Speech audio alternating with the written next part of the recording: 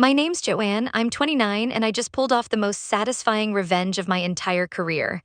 You know those stories where the underdog finally gets their due? Well, buckle up because this one's a doozy. So here's the thing, for the past 5 years, I've been living and breathing algorithms at this major finance firm in NYC. And I'm not talking about some basic Excel formulas here. I'm talking about complex, high-stakes cryptocurrency hedging algorithms that literally keep the company from losing millions when the market decides to throw a tantrum. My algorithm specifically is the one that's been their safety net, their golden goose, their insurance policy, all rolled into one piece of beautiful code. I poured my absolute soul into that thing. And when I say soul, I mean it. We're talking countless nights where I'd be hunched over my laptop at 2 a.m., debugging while my friends were out living their best lives, posting Instagram stories from rooftop bars and weekend getaways. There I was, surrounded by empty coffee cups and the blue glow of my monitor, fine-tuning parameters and testing edge cases that most people couldn't even pronounce, let alone understand. But you know what kept me going? It wasn't just the decent pay, though let's be real, that didn't hurt. It was this burning desire to prove myself in a field that, let's just say, doesn't always roll out the red carpet for people who look like me. Being a young woman in finance tech, yeah, it's exactly as fun as it sounds. I wanted to show everyone that I wasn't just good at what I did, I was indispensable.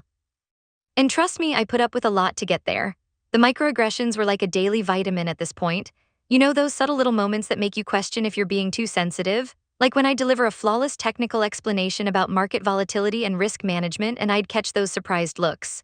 That split second of, oh wow, she actually knows what she's talking about, written all over their faces.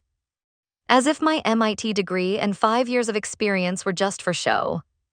Or how about this classic? I'd be in a meeting about my algorithm, the one I literally built from scratch, and some senior guy would instinctively direct his questions to my male colleague sitting next to me, even when I was the one presenting. Even when my name was on every slide, it was like I was invisible until someone needed the actual work done. The constant questioning of my authority was probably the worst part. I'd lead a project from conception to implementation, nail every deadline, exceed every performance metric, and still get treated like I was the intern who just happened to stumble into the room. Meanwhile, Brad from accounting would make one suggestion about user interface colors, and suddenly he's the collaborative genius of the year. But I kept telling myself the work would speak for itself. That big bonus at the end of the year, the one directly tied to how well my algorithm performed, that was going to be my vindication.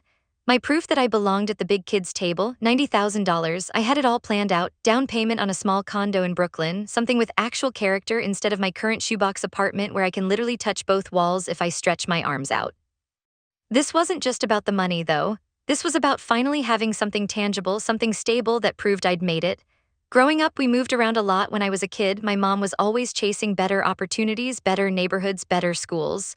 The idea of owning my own place, having that security, that foundation, that meant everything to me. So last quarter rolls around, and let me paint you a picture of what happened in the crypto market. Bitcoin didn't just dip, it went off a cliff. We're talking about the kind of crash that makes grown men in $1,000 suits cry into their espresso. The whole market was in free fall, panic selling everywhere, fortunes disappearing faster than you could refresh your portfolio. But here's the beautiful part, my algorithm saw it coming. Well, not exactly saw it coming because nobody can predict the market with perfect accuracy, but it was designed to hedge against exactly this kind of volatility. While other firms were hemorrhaging money left and right, we were sitting pretty. My code had moved our positions, our exposure, and basically built us a financial umbrella right before the storm hit. I remember watching the numbers come in, feeling this incredible mix of professional pride and relief. All those late nights, all those stress tests and scenario modeling sessions, they paid off. The algorithm didn't just work, it worked brilliantly. What could have been a complete financial disaster for the company turned into a manageable dip. We're talking about saving the firm from potentially hundreds of millions in losses. I was walking on air. $90,000 was looking like a conservative estimate at that point. Maybe they'd even throw in a promotion, some recognition, you know? Finally, some acknowledgement of what I brought to the table. Then came the meeting. Oh, that meeting. I should have known something was off when Greg, my boss, asked me to come in with that weird, tight-lipped expression he gets when he's about to deliver bad news. You know the look, like he's trying to swallow something unpleasant while maintaining professional composure. For context, Greg is one of those guys who's never missed an opportunity to remind me how fortunate I am to be in my position. He's got this way of phrasing things that sounds supportive on the surface but leaves you feeling diminished. Joanne's really exceeded our expectations, he'd say in team meetings, emphasis on expectations. like they were set particularly low to begin with. So there I am, walking into the conference room, still riding high on the success of my algorithm, expecting congratulations and maybe some champagne. Instead, I see Greg flanked by a couple of higher-ups from the C-suite. The atmosphere was tense, formal, like a funeral where everyone's pretending they're not happy the deceased is gone. They gestured for me to sit down, and I noticed nobody was making eye contact. Red flag number 1. Greg cleared his throat in that way people do when they're about to say something they know is going to ruin your day. "Joanne," he started, and I could already hear the but coming from a mile away. "We want to start by acknowledging your exceptional performance this quarter. Your algorithm's performance during the recent market volatility was, well, it was exactly what we needed." I'm sitting there thinking, okay, here comes the good part. Here comes my recognition, my bonus, maybe even a raise. But then Greg's expression shifted, and he delivered the blow that knocked the wind right out of me. However, there it was, the word that destroys everything that came before it. Given the overall market volatility and its impact on the firm's broader portfolio, we've had to make some very difficult decisions regarding year-end compensation. I felt my stomach drop. You know that feeling when you're on a roller coaster and it suddenly plunges? That was me, except instead of screaming with excitement, I was screaming internally with dread. "Your bonus," Greg continued, looking everywhere except at me, "has been reevaluated. Given the firm-wide need for fiscal responsibility and shared sacrifice during these uncertain times, we've had to adjust your compensation package." Adjust how, I managed to ask, though I think I already knew. "To zero," one of the C-suite guys chimed in like he was announcing the weather. "Your bonus has been eliminated entirely." Zero, $90,000 gone just like that, poof, disappeared into the ether of corporate fiscal responsibility. But they weren't done. Oh no, they had a whole speech prepared about belt-tightening and shared sacrifice, and these challenging times requiring difficult decisions from all of us. They talked about market conditions and quarterly projections and a bunch of other financial jargon that basically boiled down to, "We're keeping your money because we can." The whole time, I'm sitting there in shock, watching their lips move but barely processing the words. All I could think about was my algorithm working perfectly, saving them millions, and somehow that translating into me getting nothing. Actually, less than nothing, I was getting insulted. "We hope you understand," Greg said, with that patronizing tone he'd perfected over the years, "that these decisions weren't made lightly. Your contributions are valued, and we look forward to your continued dedication to the team." Continued dedication. After they'd just stolen my bonus, after they'd basically told me that my life-changing work was worth exactly $0 in recognition. I don't remember much about the rest of that meeting. I think I nodded at appropriate intervals and made some generic responses about understanding the company's position.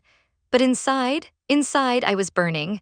Every microaggression, every dismissive comment, every time I'd been overlooked or undervalued, it all came flooding back like a tsunami of righteous anger. That night, I couldn't sleep. I kept staring at the ceiling of my tiny apartment, thinking about that condo I'd been dreaming about, thinking about the stability I'd been working toward, thinking about 5 years of my life poured into making other people rich while I got patted on the head and told to be grateful for the opportunity. But then around 3 a.m., something shifted. The anger crystallized into something else. Cold, calculated determination.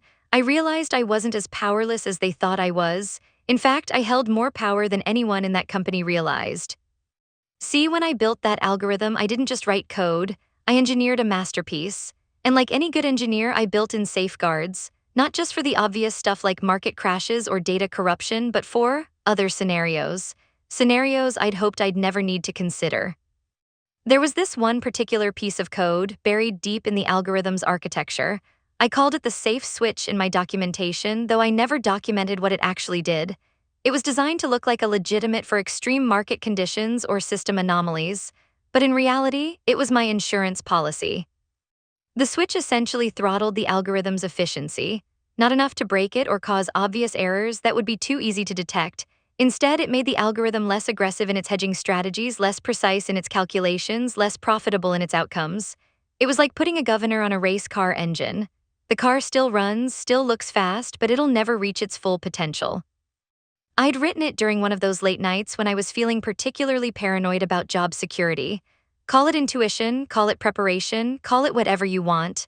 The point is, I had an ace up my sleeve that nobody else knew existed.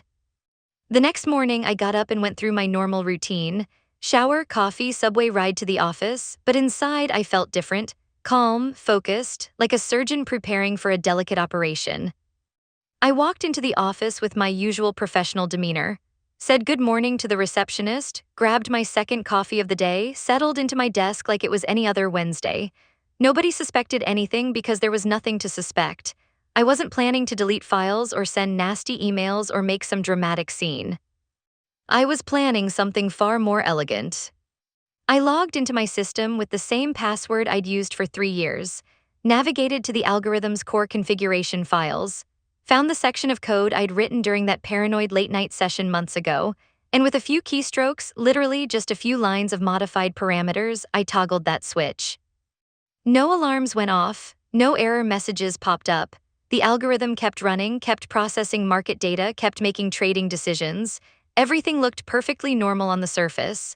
But underneath, its profit-generating capabilities were now running at about 30% efficiency. The beauty of it was that it didn't look like sabotage. It looked like the algorithm was still working, just not as brilliantly as before. Like maybe the market had shifted in ways that made the previous strategies less effective. It was the kind of performance degradation that could be explained by a dozen different factors, none of which pointed to deliberate interference. I spent the rest of that day working normally. Attended meetings, answered emails, collaborated with colleagues, playing the role of the dedicated employee who was disappointed but understanding about her bonus situation. Meanwhile, in the background, the numbers were starting to shift. By the end of the week, the panic was palpable. The algorithm that had been their golden goose was suddenly laying eggs made of fool's gold. Overnight, the company's anticipated profits from the crypto division had plummeted by about 70%. The same algorithm that had saved them millions during the market crash was now costing them millions in missed opportunities. Greg was beside himself. I watched him during team meetings, seeing the stress lines deepen around his eyes as he tried to explain to his superiors why their star performer was suddenly underperforming. He brought in consultants, authorized overtime for the entire tech team, had people working around the clock trying to figure out what had gone wrong. They ran diagnostics on everything: hardware, software, network connections, data feeds. They tore through every line of code looking for bugs, errors, corruptions, anything that might explain the sudden drop in performance. But here's the thing about being the architect of a system: when you build something from the ground up, you know exactly how to hide things in plain sight. My safe switch looked like legitimate code. It had proper documentation, logical variable names, and was structured in a way that made sense within the algorithm's overall architecture. To anyone reviewing the code, it looked like a standard mechanism, which technically it was, just not the kind of they were expecting. The funniest part was watching my colleagues try to troubleshoot the issue. They'd come to me for insights, asking if I had any theories about what might be causing the performance degradation. I'd furrow my brow thoughtfully, suggest a few possible explanations, even offer to run some tests, all while knowing exactly what the problem was and exactly how to fix it.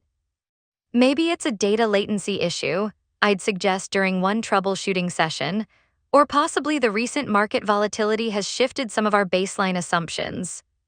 They'd nod seriously and go off to investigate these red herrings while I continued to play the concerned, helpful colleague. It was almost too easy. A week into this corporate crisis, Greg called me into his office again. This time, he looked utterly defeated. The confident, condescending demeanor I'd grown accustomed to was nowhere to be seen. Instead, he looked like a man who just realized his career might be circling the drain. The higher-ups had been breathing down his neck all week, demanding answers he couldn't provide. The algorithm's poor performance was becoming a company-wide concern, with people from other departments asking questions and finger-pointing starting to escalate up the corporate ladder. "Joanne," he said, and I could hear the desperation creeping into his voice, "we need to talk." I sat down across from his desk, maintaining the same professional composure I'd had during our previous meeting. But inside, I was enjoying every second of his discomfort. "The algorithm," he continued, running his hands through his hair, "we can't figure out what's wrong with it. The performance metrics they're not what we expected." "I've been working on it," I replied, which was technically true. I had been working on it, just not in the way he thought. These things can be complex. Sometimes market conditions shift in ways that reveal limitations in our models. He nodded frantically, like he was grasping at any explanation that might make sense to his superiors. The thing is, Greg said, and I could see him struggling with what he was about to say, we've been reviewing the recent compensation decisions and, well, there might have been some oversights. Oversights, that's what they were calling it now. The executive team has been discussing your contributions, particularly during the recent market volatility, and we feel that perhaps our initial assessment was incomplete. I waited, letting him squirm. This was the moment I'd been waiting for, but I wasn't going to make it easy for him. We'd like to reinstate your full bonus, he said finally. $90,000 paid immediately, with our apologies for the confusion. Confusion, as if accidentally stealing someone's bonus was the kind of mix-up that happens when you grab the wrong coffee order. But I wasn't done. Oh no, I was just getting started. I let the silence stretch for a moment, watching Greg's face grow increasingly uncomfortable. Then I leaned back in my chair and smiled. Not a big smile, just a slow, knowing curve of my lips that probably looked friendly but felt anything but. That's good to hear, Greg, I said, my voice perfectly level. I appreciate the reconsideration. He looked relieved, probably thinking this was the end of it. Poor Greg, he had no idea. But you know, I continued, letting each word hang in the air, given the current performance issues with the algorithm, and considering how critical this system is to the company's profitability, I think we need to discuss my ongoing role more seriously. His relief started to fade, replaced by a look of growing concern. What I mean is, I said, still smiling that slow smile, perhaps it's time to consider a more substantial incentive structure for the architect of such a crucial system, something that reflects the true value of my contributions. Greg's face went pale. He was starting to realize this conversation wasn't going to end with him writing a check and moving on with his life. What did you have in mind? He asked, his voice barely above a whisper.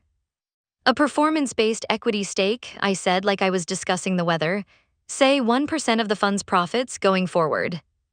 1% might not sound like much, but when you're talking about a fund that manages hundreds of millions of dollars, 1% is life-changing money. It's fuck you money. It's never work again if you don't want to money. Greg stared at me like I'd just asked him to donate a kidney, which from a corporate perspective I basically had. 1%, he repeated like he was trying to process what I'd just said. Given the performance issues we've been experiencing, I said, maintaining my innocent tone, and the obvious importance of keeping the algorithm's architect motivated and engaged, I think it's a reasonable request. The beautiful thing about timing is everything.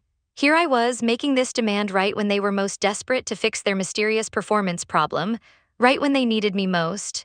Right when saying no to me felt like the riskiest possible move. Greg's mouth opened and closed a few times, like a fish gasping for air.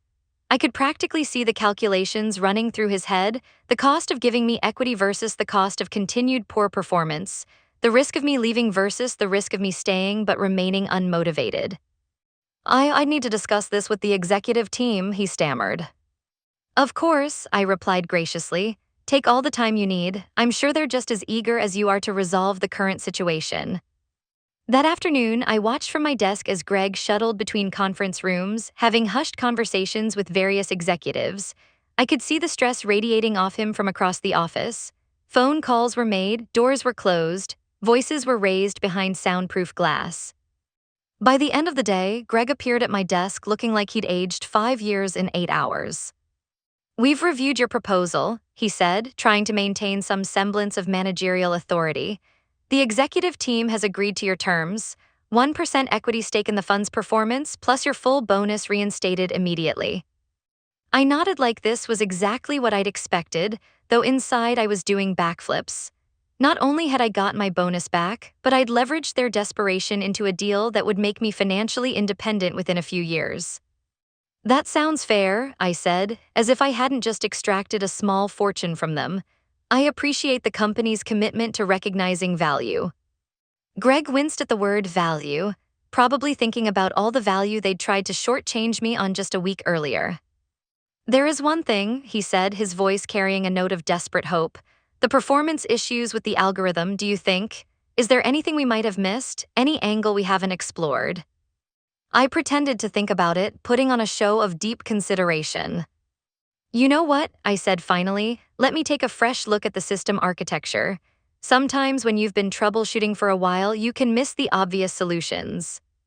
That night, I went home to my tiny apartment and celebrated with a bottle of wine I'd been saving for a special occasion.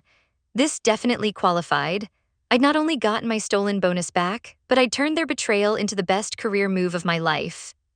The next morning, I came in early and discovered the issue. A few keystrokes later, I toggled the safe switch back to its normal position. Like magic, the algorithm's performance returned to its previous levels. Better than previous levels, actually, because I took the opportunity to implement some improvements I'd been thinking about. Within 24 hours, the algorithm was back to generating massive profits. The crisis was over. Greg was a hero for supporting the troubleshooting process that led to the solution, and I was suddenly the most valued employee in the company. The beauty of the whole situation was that nobody could prove anything. From their perspective, the algorithm had experienced a temporary performance degradation due to unknown factors, and then mysteriously recovered after I'd taken a fresh look at the system. The timing of my bonus reinstatement and equity deal was just coincidental, a smart business decision made during a period of uncertainty. A year later, I'm still at the firm, but everything has changed. That 1% equity stake has already generated more money than my entire previous salary. I'm not just comfortable, I'm wealthy. The condo in Brooklyn, I bought it with cash. The financial security I'd been chasing for years, it's mine now. But the best part isn't the money, it's the respect. Greg doesn't talk down to me anymore. In fact, he's surprisingly polite these days.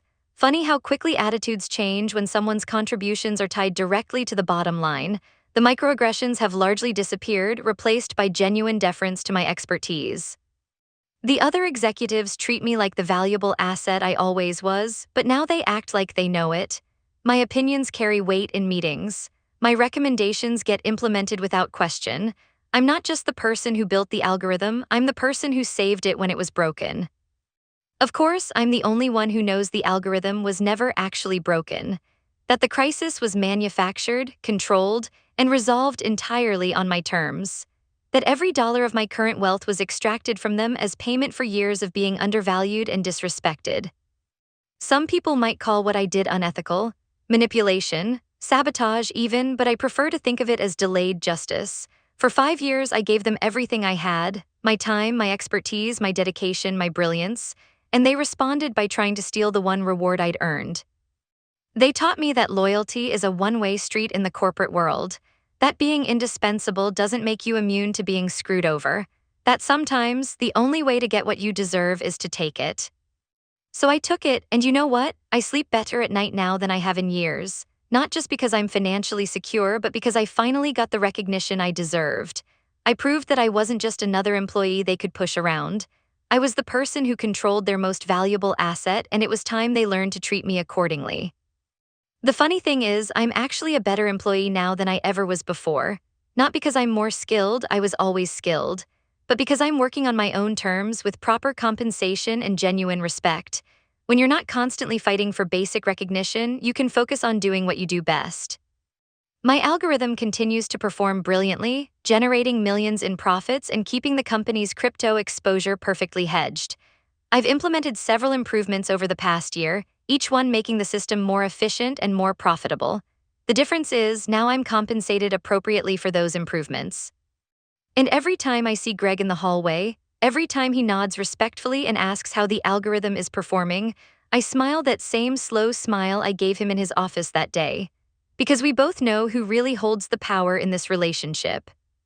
They learned their lesson the hard way. Don't mess with the person who built the thing that keeps your lights on. Especially when that person is smarter than you think, more patient than you realize, and has been planning for contingencies you never saw coming. Sometimes the best revenge isn't dramatic or immediate. Sometimes it's quiet, calculated, and absolutely devastating. Sometimes it's turning their own greed against them, using their desperation as leverage to get everything you should have had all along.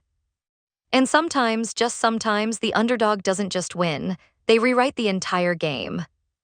My name's Joanne, I'm 29 years old, and I just want everyone to know, never underestimate the quiet ones. We might not make the most noise, but when we move mountains. And when we decide we've had enough, well, that's when things get really interesting. Because at the end of the day, they needed me a lot more than I needed them. They just forgot that for a while. Lucky for me, I was happy to remind them.